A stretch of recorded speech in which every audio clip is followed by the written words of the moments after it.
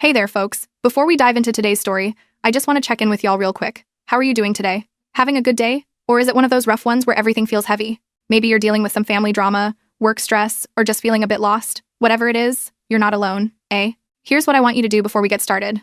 Go grab yourself a cup of coffee or tea, maybe something stronger if that's your vibe. Get comfortable, because this one's gonna be a ride. This story hits different when you've got something warm in your hands and a few minutes to just listen. Trust me on this one. All right, ready? Let's go.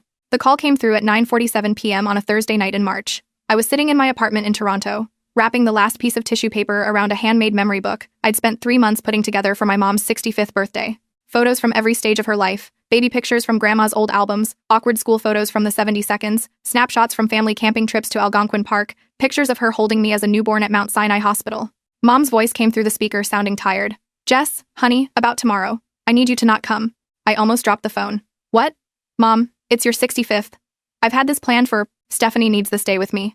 Just her. She's uncomfortable when you're around, sweetie. She needs to bond with me without feeling like she's competing." Stephanie, my stepsister of exactly 13 months. She was 29 years old. I was 36. Competing? The word came out sharper than I meant it to. "Mom, I'm your daughter. Your actual daughter. I've been to every single birthday for 36 years. The silence on the other end lasted too long. Then she said something that made my chest feel like it was caving in. "That's exactly the problem, Jess. You've had 36 years. Stephanie needs a chance to catch up." I got in my car and drove straight to her house in Mississauga. Even though it was almost 10:30, every light was on. I could see people moving around inside through the front window. Aunt Carol's Honda was in the driveway. My cousin Brandon's pickup truck was parked on the street. They were already there, setting up for tomorrow. Without me. I knocked hard enough that my knuckles hurt. Derek, my stepdad, opened the door looking guilty as hell. "Maybe now's not the best time, Jess." Through the doorway, I could see Mom in the living room hanging streamers with Stephanie. There was a banner that said, "Happy 65th birthday, Mom," with photos of just the two of them. Mom and Stephanie at Niagara Falls.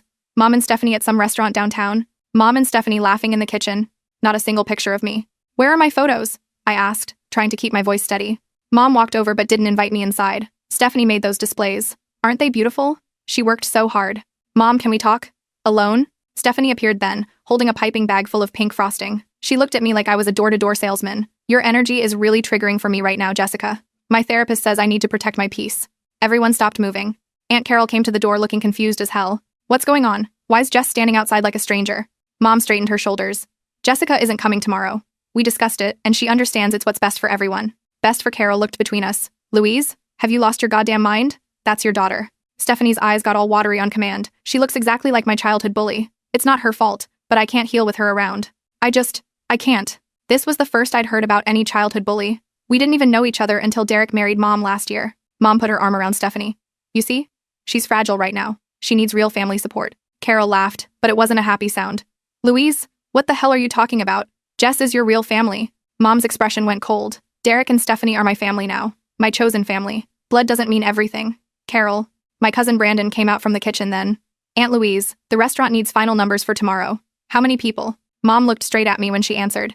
38. Everyone except Jessica." Brandon's jaw dropped. "You're seriously uninviting your own kid to your birthday?" Derek stepped forward. "It's what's best. Jessica understands." But I didn't understand jack shit. "Mom," I said, trying one last time. "What's really going on? Did Stephanie say something to you? Threaten you with something?"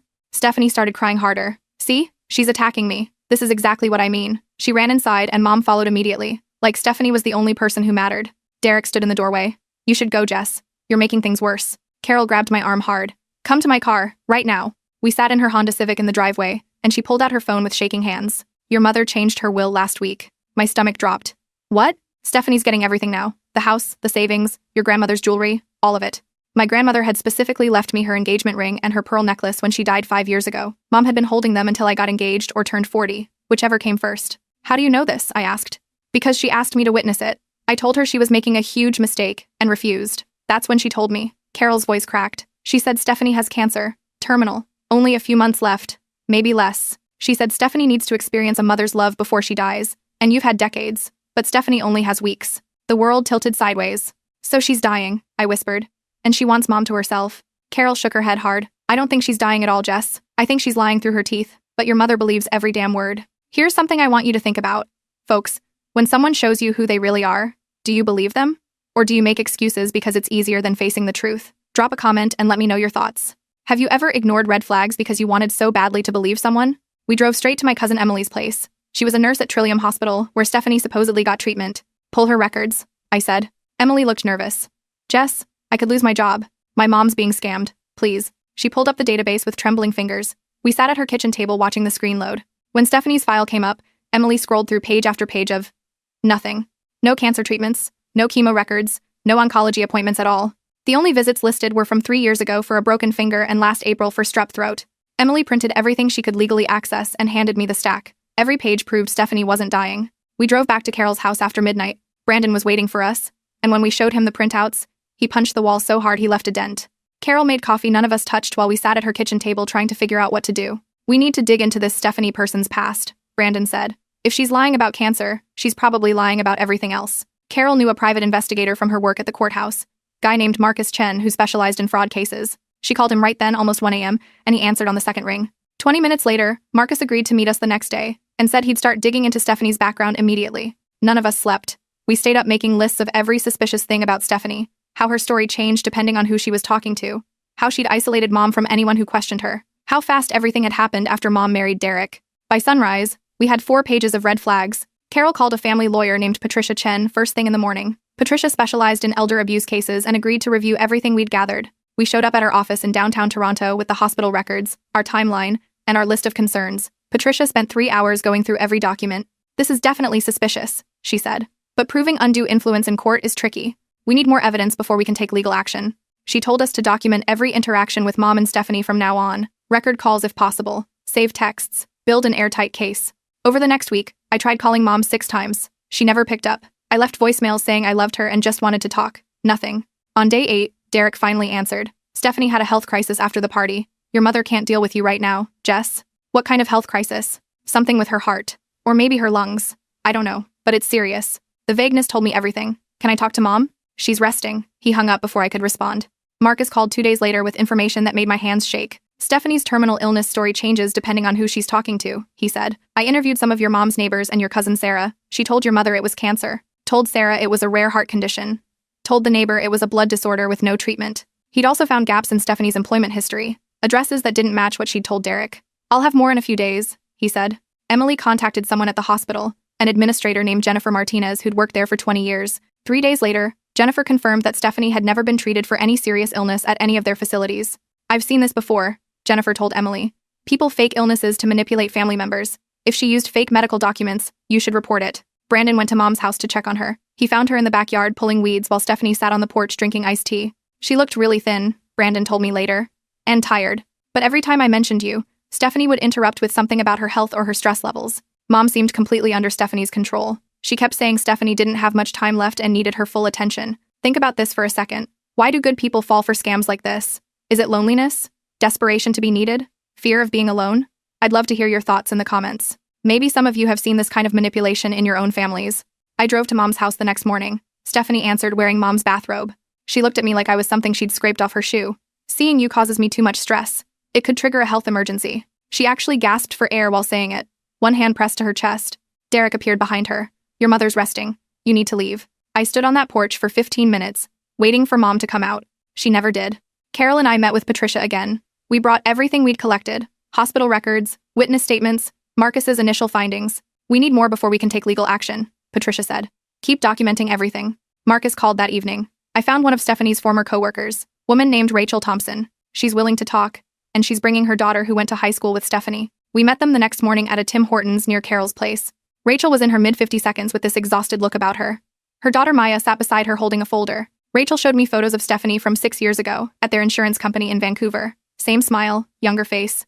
Stephanie joined our team claiming she needed the job to pay for cancer treatments, Rachel explained. Everyone felt terrible for her. We raised money, bake sales, donation jars, everything. Over 8 months, she collected about $18,000. Rachel paused to take a sip of her coffee.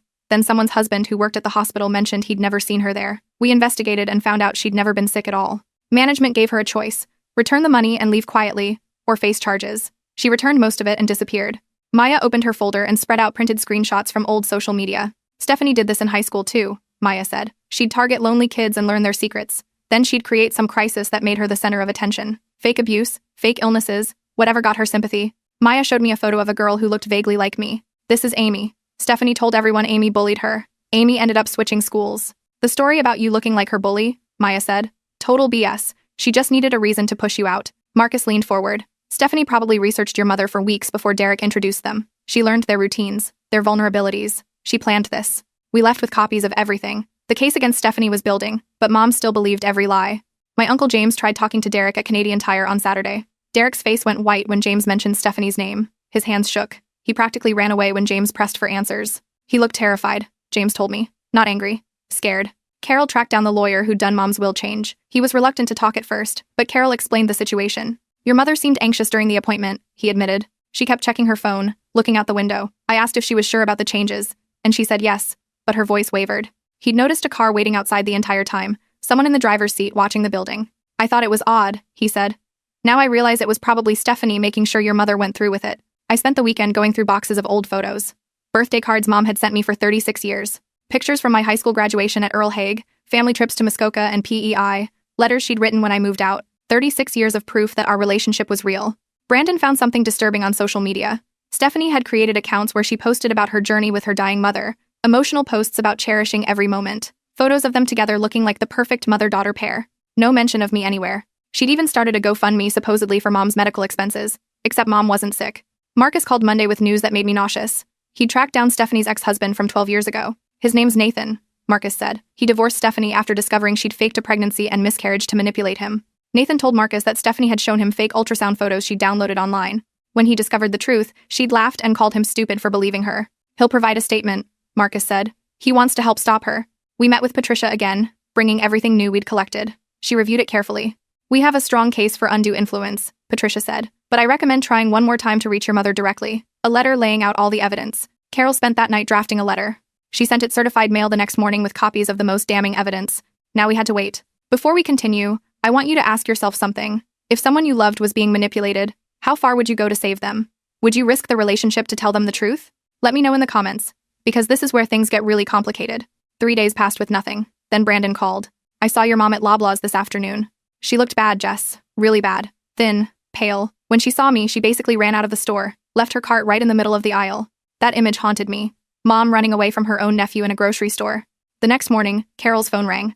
It was Howard Sullivan, Mom's financial advisor for 25 years. I've been trying to reach Louise for 3 weeks, he said. There's unusual activity in her accounts. Large withdrawals that don't match her spending patterns. He agreed to meet us that afternoon at Carol's house. Howard showed up with a briefcase full of statements. The numbers made me want to throw up. Mom had withdrawn over $52,000 in the past 7 months. Small amounts at first, then bigger chunks. She'd opened a joint account with Stephanie 4 weeks ago without consulting Howard. This is completely out of character, Howard said. Louise has always been careful with money.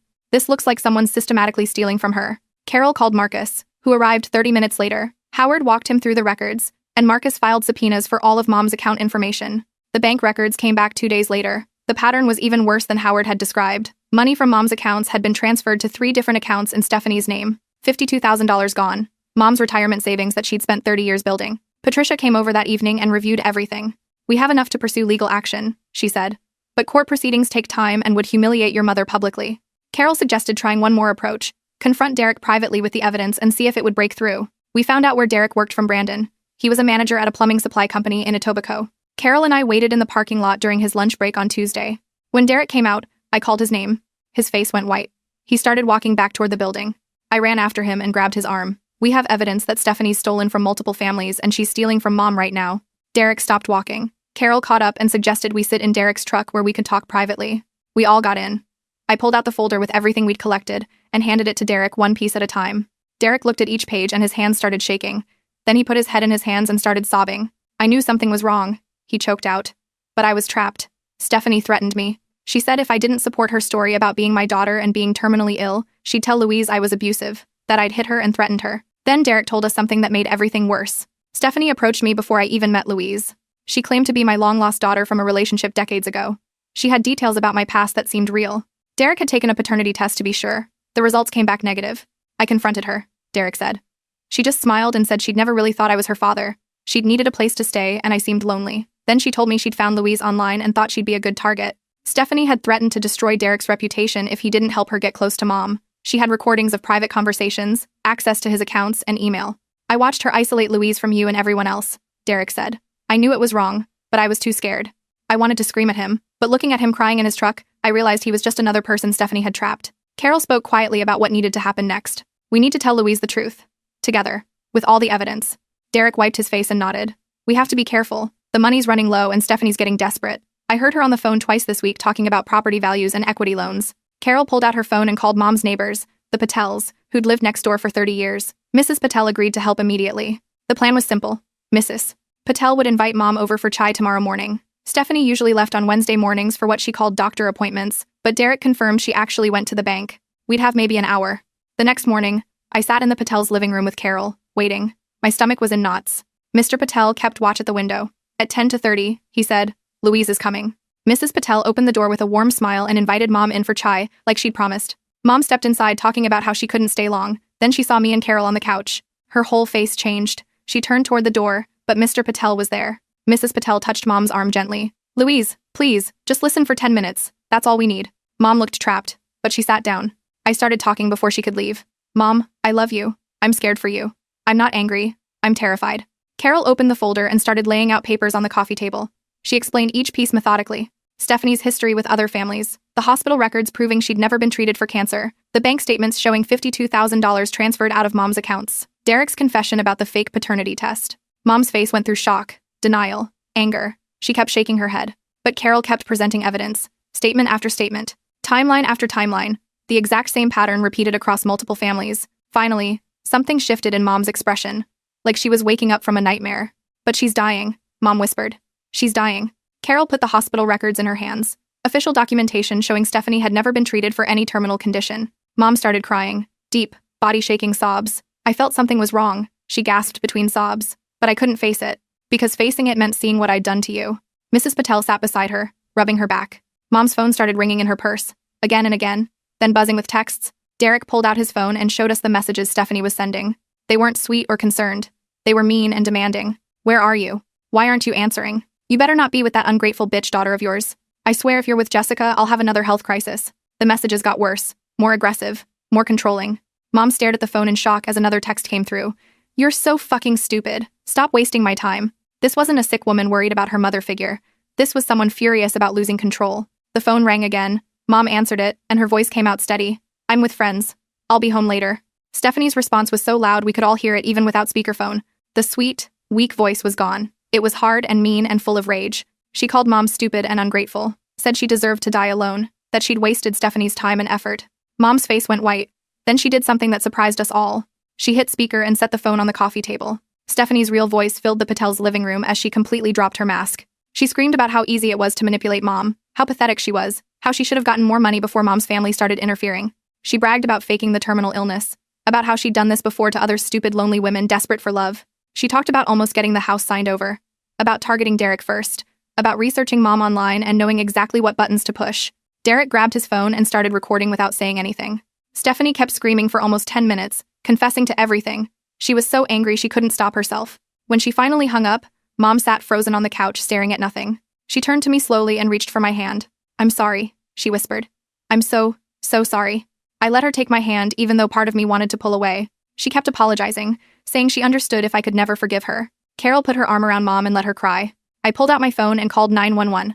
The operator answered, and I explained we had a recorded confession of fraud and elder abuse. She said she was dispatching officers immediately. Don't go to the house yourselves, the operator warned. We waited at the Patels for updates. 30 minutes later, Derek got a call from one of the officers. They'd found Stephanie in the bedroom packing suitcases. Jewelry spread across the bed, including pieces from my grandmother's collection. Cash stuffed in her purse along with Mom's checkbook and credit cards. They arrested her on the spot. The Crown attorney called Carol 3 days later. She was very interested in prosecuting because Stephanie's pattern across multiple provinces made this serious. We're contacting her previous victims, she said.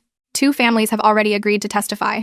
Stephanie was being held on high bail because she was considered a flight risk. Mom couldn't stay in the house where Stephanie had manipulated her. She packed a bag and moved into Carol's guest room. Derek stayed at the house alone, dealing with police visits.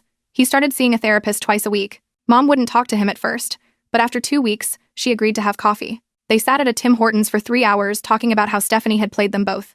They agreed to try marriage counseling, but Mom wasn't ready to move home yet. Patricia scheduled meetings with Mom to reverse the will change. The coerced circumstances made reversal straightforward. Mom signed all the documents and told Patricia she wanted to make sure I was protected no matter what happened to our relationship. I visited Mom at Carol's house the following week. We sat in the backyard and talked for 2 hours. Mom tried to explain how Stephanie had isolated her. I told her I was angry and hurt, and it would take a long time before I could trust her again. She nodded and said she understood. We agreed to keep meeting weekly. Here's what I want you to think about, folks. Can you rebuild trust after a betrayal this deep? Is forgiveness always possible, or are some wounds too deep to heal completely? I don't have all the answers, but I'd love to hear what you think. Drop your thoughts in the comments. Mom started seeing a therapist named Dr. Anderson who specialized in manipulation cases. She explained that being manipulated didn't make Mom stupid, it made her human. After a few weeks, Mom asked if I'd be willing to do joint therapy sessions eventually. I thought about it before telling her yes, but I needed her to understand something first. Rebuilding trust will take months, maybe years, I said. Our relationship might never be exactly what it was before you chose Stephanie over me. I was erased from your life like I didn't matter, and that kind of hurt doesn't heal quickly. She cried and said she knew that she'd spend however long it took proving she was sorry. The Crown filed charges 3 days after Stephanie's arrest. Fraud, theft, financial exploitation of an elderly person. The list went on for 2 pages. The bail hearing happened fast. Stephanie stood in front of the judge wearing an orange jumpsuit. She tried to cry, but the judge wasn't interested. He set bail at $250,000. Stephanie went back to county jail. Mom and Derek started seeing Dr. Anderson together. After 6 weeks, Derek asked if he could move back home. Mom said yes, but they kept separate bedrooms and kept going to therapy twice a week. The bank recovered about $38,000 from accounts Stephanie had opened. Another $14,000 was gone forever. Mom came to Carol's house and told me she wanted to split the recovered money with me. I said no, but Carol pulled me aside later. Take it, she said. Not because you need it, but because your mother needs to do something to start making things right. I accepted $19,000 the following week. Carol hosted a small gathering at her house 2 weeks later. Mom brought a wooden box I recognized, my grandmother's jewelry box. She set it on the dining room table and opened it. Inside was all of Grandma's jewelry, the pearl necklace, the gold charm bracelet, the diamond earrings, the sapphire ring. Mom took out each piece and told me the story behind it. Her voice broke when she got to the charm bracelet. I almost let Stephanie sell these, she said. Almost let her destroy the physical memories of the woman who raised me. I put the jewelry back in the box and hugged my mother for the first time in months. It didn't fix everything, but it was something. Stephanie's lawyer proposed a plea deal 2 months before trial. She'd plead guilty to all charges in exchange for a recommended sentence. The prosecutor called me and Mom to discuss it. We could push for trial, but there's always risk with a jury. The plea deal guarantees consequences, 5 years in provincial prison, plus restitution orders. We both agreed to accept it. Stephanie stood in court 6 weeks later and admitted to everything. The judge imposed the 5-year sentence. It wasn't enough. 5 years couldn't undo the damage. But watching her get led away in handcuffs provided something close to closure. Mom waited until after the sentencing to plan anything. Then she called everyone who'd been invited to the original party and asked them to come to her house for a small dinner. 20 people showed up, including me. The atmosphere felt heavy at first.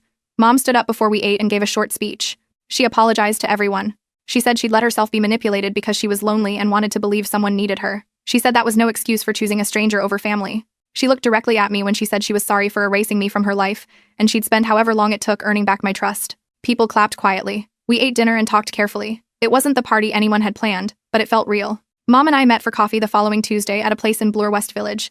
We sat outside even though it was cold because being in public made things easier. I told her I needed boundaries if we were going to rebuild anything. We'd see each other once a week, just the 2 of us. No Derek until I was ready. No big family gatherings. No pressure to forgive faster than I was capable of. Mom agreed to everything. We met every week after that, sometimes for coffee, sometimes for lunch at Kensington Market, sometimes for walks along the Humber River Trail. We talked about small things mostly, her garden, my job, the weather, the Blue Jays' terrible season. We were learning how to be around each other again. 3 months passed since that night I stood on my mother's doorstep and got told not to come to her party. My relationship with Mom felt different now, more careful, more honest, less automatic. I'd learned that being someone's daughter didn't guarantee they'd choose you when it mattered.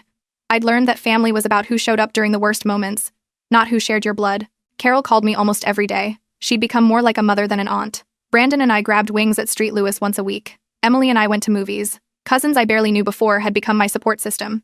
Mom was working on becoming someone I could trust again. Whether she'd get there was still uncertain. But I was in a better place than I thought possible when this all started. I had people around me who'd proven they'd fight for me. That counted for something. Maybe everything. So here's my final question for you folks. What's the lesson here? Is it about setting boundaries? About recognizing manipulation before it's too late? About the power of chosen family versus blood family? Or is it about something deeper? About how we all want to be needed so badly that we sometimes ignore what's right in front of us? I want to hear from you in the comments. Have you ever been in a situation where you had to fight for someone who'd pushed you away? Or maybe you've been the one who pushed others away. What happened? How did it end? And remember, if this story resonated with you, if it made you think about your own family dynamics or your own relationships, hit that like button and subscribe. Share this with someone who might need to hear it. Thanks for hanging out with me today, folks. Take care of yourselves, eh? And remember, sometimes the hardest battles are the ones we fight for the people we love. even when they can't see they need saving. Until next time.